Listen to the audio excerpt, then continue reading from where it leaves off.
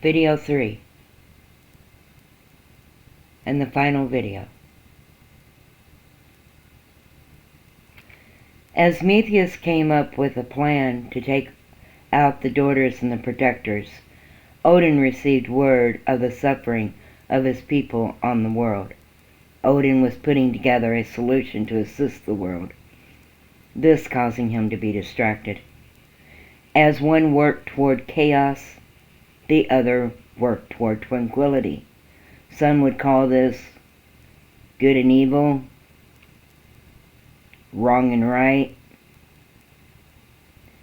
However, neither are wrong. Then again, neither are right. They just have different ways of thinking and different goals in what they want. They are both right in their own kingdoms.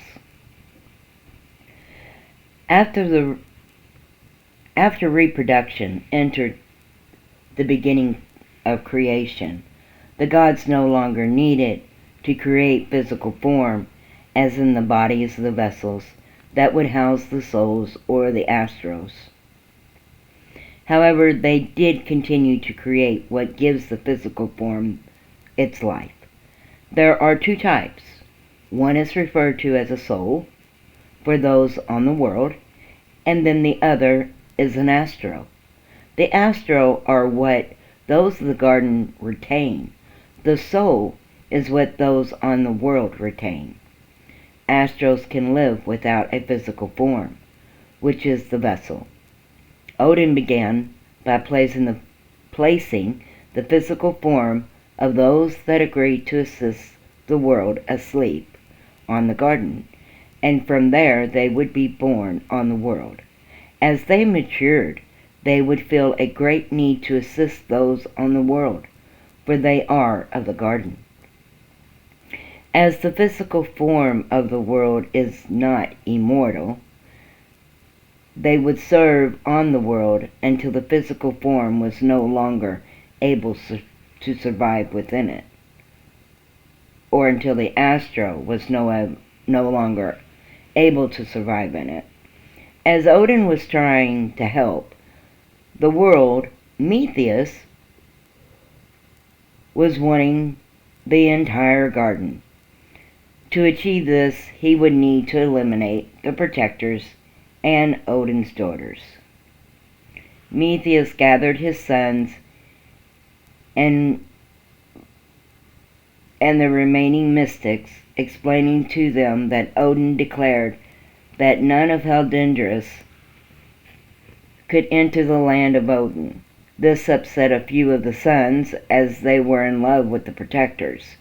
He advised a plan to eliminate all 21 daughters. However, he told his sons that their betrothed would not be harmed, as they were not the natural daughters of Odin. The sons did not realize that the protectors and the daughters were connected. If the life of the connected daughter was taken, so too would the life of the protector. As Prometheus' factions soon discovered, it was not going to be easy to eliminate the protectors or the daughters, as the protectors were of the void and would return once their life was taken. As Prometheus realized this, he further realized that the mystics he took the lives of could very well return as well. This gave a shorter time for Prometheus to do what he needed to, so he started to find a way to turn the daughters against their father, just as he blamed Odin for turning his daughter against him. The first one to turn against her father was Pandora, and with Pandora. Pandora was in love with Asmodeus, and Pandora was in love with Prometheus. Prometheus charmed Pandora. She soon became the betrothed to Asmodeus and the lover to Prometheus in secret. Then Pandora and Pandora, one by one, started to eliminate their sisters. Odin's daughters were in turn teams of 7, with Trasteria leading the Magnificent, Gemma leading the Jewel, and Pandaria leading the Mystics. The first team they eliminated was the Mystics. Pandora and Pandaria took the lives of Magnia, Aquia, Latintia, Silveria, Earthia, and Aria. As Pandora or Pandaria led them, they were the easiest to destroy first. As the other daughters searched for the missing sisters, they soon were also eliminated, including fire and ice of the protectors, until the only ones left were those connected with the life of the surviving protectors, who were Trasteria, Majestica, Conjuria, Jacquelia, Elestria, Stormeria, Trickster, and of course Pandora or Pandaria. As Odin was concerned with the state of the world, he was without knowing what was conspiring on the garden. He was on the world with a few chosen angels. The remaining daughters set out to find Pandaria and Pandora. They would separate them from Metheus. Going into the kingdom of Heldendris, they searched until they had found Pandora, or Pandaria. The seven surrounded her, placing her in the middle of a formed circle, and with these words spoken by Kendra, or Kendaria: "Life be given unto one, life be taken from the one, life then be as those of the one. Come forth, chaos, from tranquility, the gift be given, return to the giver, and the life be gone. Join our sisters." As the seven of them moved in a circle, Pandaria's energy and life was slowly taken by her sisters. Also with the life taken of Pandaria, also was the life taken from Pandora. As her body laid limp, she was taken up by her sisters and taken to her father's palace and placed in a glass container, as the others were to reserve their astros. As Lucifer noticed what was going on with his sisters, he went to the world to find his father. Even though they did not see eye to eye, he cared about the garden. He also knew that his sisters could not defeat Metheus alone, and their father would be needed. The life taken of Pandora upset Metheus and Asmodeus. Gathering his kings, they went out in search of the seven. Finding them, Metheus placed them in a state of unconsciousness.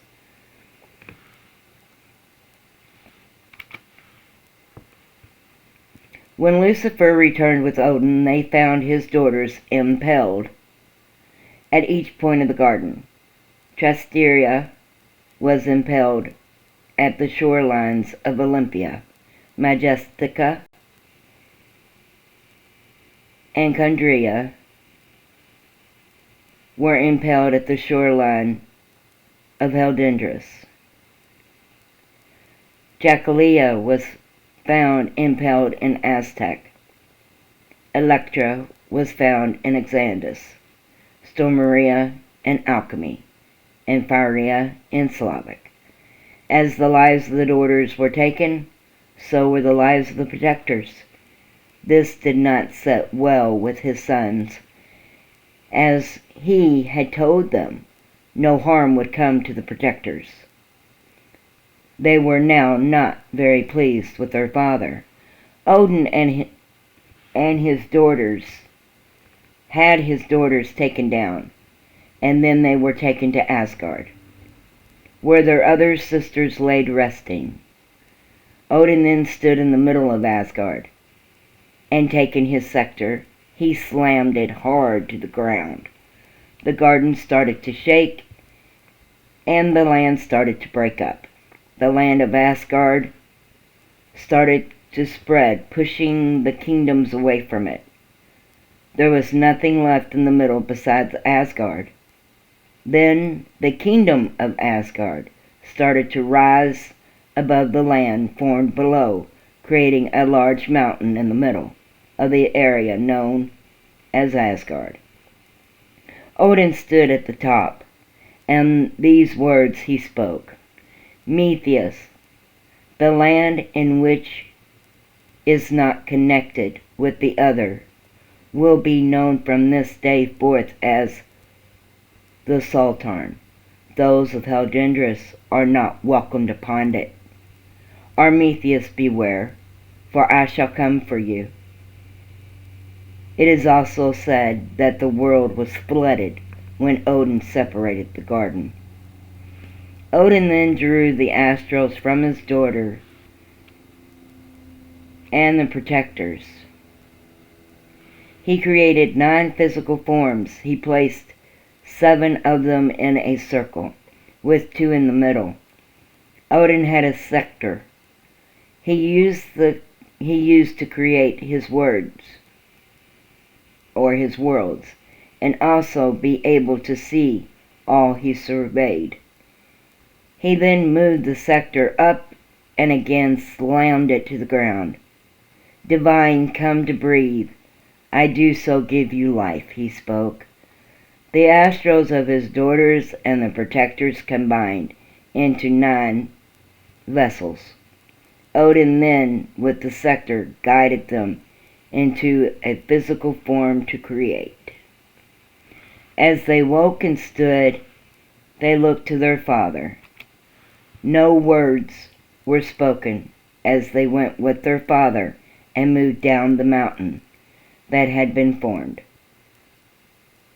There, as Odin suspected, stood Armetheus and his sons, also the remaining of the protectors, and returning also was Una, Phoenixia, and Dragon. They told the other 4 what Metheus had done to them, as they believed the 3 remained locked in the dungeons of Black Castle. Finding out the truth, they moved from Metheus' side and returned to Odin. The battle that Metheus wanted then began. As they fought and lives were lost, they guided Metheus back into Heldendris, behind Black Castle, leading into what was once Torturius, yet now it was in shambles. Odin, with the scepter and the 9 known as the Divine, surrounded him. As a few of his sons tried to prevent this, to protect their father, Lucifer, with the help of Asmodeus and Alric, prevented this. 3 of Metheus' sons also became trapped with him, and 2 of his wives. They were trapped in the center of Odin and the Divine, along with the other remaining trio protectors. His sons were Aztec, Athenas, and Quetzal. The Divine moved into a circle, keeping the group in the middle of them. As they did, Odin moved the scepter about, causing the ground beneath them to fall. As this happened, they fell into the area, as all were now below ground. Odin moved the scepter the opposite way and spoke. I may not be able to destroy you, brother. However, I am able to trap you.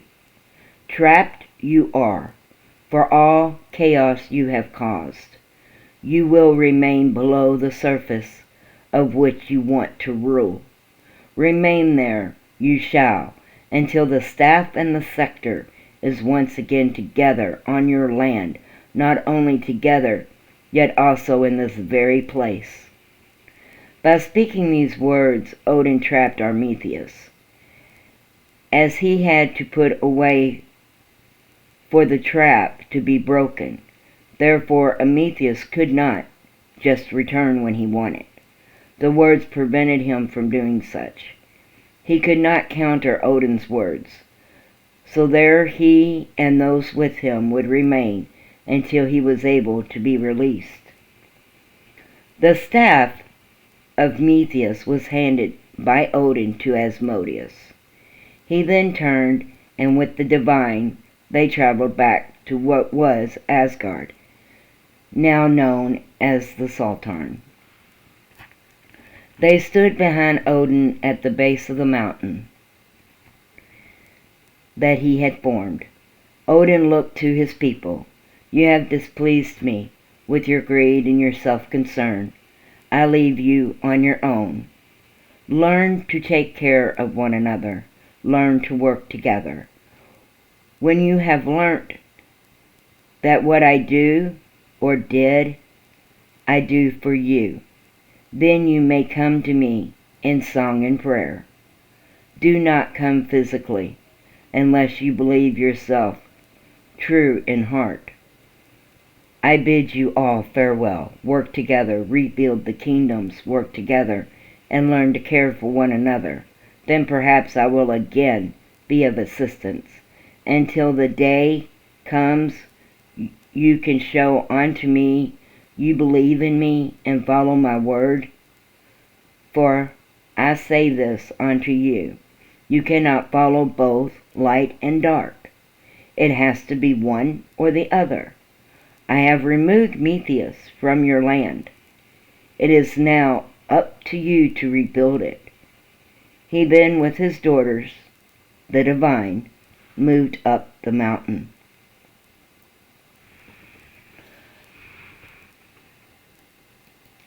The first high priest.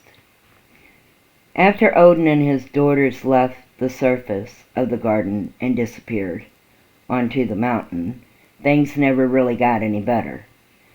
You could say they got worse. As time ventured by, the people fought with one another. There was no structure to life. All was as if they did not know right from wrong, lightness from darkness.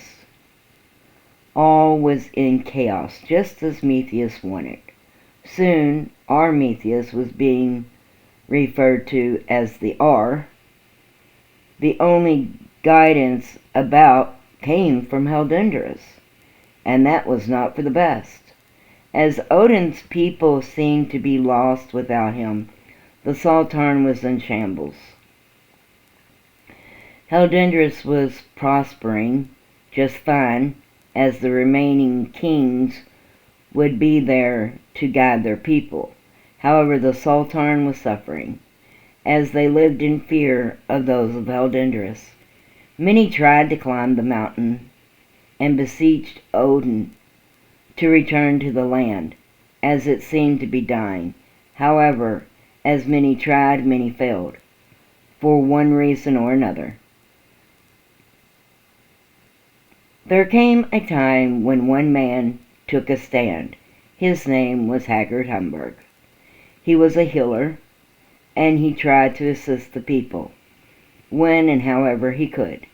His abilities were good, however, they were not that good, as everyone was more concerned for theirself and their families, not for others around them. Haggard did not possess the ability he would need for all to follow him. He was a healer, not a warrior after all. One night he stood at the base of Odin's mountain and looked up it. He wanted to help, not only his family, yet all of the others also. He wanted to do something. He knew he had to. He had to try. He kissed his wife and his children goodbye, and his wife begged him not to go. He promised he would return, and up the mountain he ventured. He was going to speak with Odin. or as all others die trying. Haggard had a wife and 7 sons. His wife stood and watched as her husband walked up the mountain that a lot had been calling the mountain of death. The land around it was said to be cursed by the Ar himself before Odin tracked him underground. In return, it was believed that the Ar trapped Odin on the mountain. His sons watched as their father slowly went from sight. Then they turned with their mother and moved back to their small cabin that was nearby. After 21 days, which was a full month cycle, his sons gave up hope in his return. They continued to try and help the people as their father had taught them. His wife continued as she did every day to return to the base of the mountain, waiting for his lifeless body to appear. Yet it did not. And then on the 18th day of the following month, a great light was seen from the mountain, and the mystics all started to make their way onto the Saltarn, and those of Ancient came and was gathering people to the base of the mountain. His wife stood in awe as she noticed all those gathering. Then a loud thunder sounded all around the garden, and figures appeared coming down the mountain. In lead was Odin and Haggard, followed by the fantastic Jewel. They watched as they came down and stood at the base. When Haggard's wife saw him, she ran to him, and he took her into his embrace. Then all seemed to go silent. When Odin began to speak, his words would forever change the garden. Odin told the people of the garden he had awaited for one that was pure in heart to come to him, not for self-gain, yet for the care of the people and the concern to guide them. Haggard was the one, and from that day forth he would be the chosen one. He would be the high priest of the Saltarn, and he and his family would guide the people of the Saltarn. They would rebuild the Saltarn, and there would be 7 kingdoms. In each kingdom there would be a priestess to represent, and the high priest would have 1 high priestess and 6 priestesses, giving him 7 wives. He would have to maintain 7 wives to keep this land alive. At the end of the millennium, the scepter of Odin, in which he had given to Haggard, would return to the mountain, and then one of Haggard's sons would have 10 years to fulfill the millennium rotation, following as Odin had said. Decrees were given and kingdoms were rebuilt. Kings were appointed to survey over the kingdoms. Each kingdom had 5 villages, which had a count to survey it. Each firstborn daughter of the king would be the priestess and would be promised to the high priest if he chose her. After the new high priest was placed in rule, then the former high priest, his wives, and his kings would venture up the mountain to rest. This has been the story of the beginning of the garden. Hope you enjoyed it. If you have any questions or concerns, please leave them in the comments area below. Please let us know what you thought of the story and subscribe. The next story will be the story about Lawrence. Hope you will return. Until we meet again, blessed be.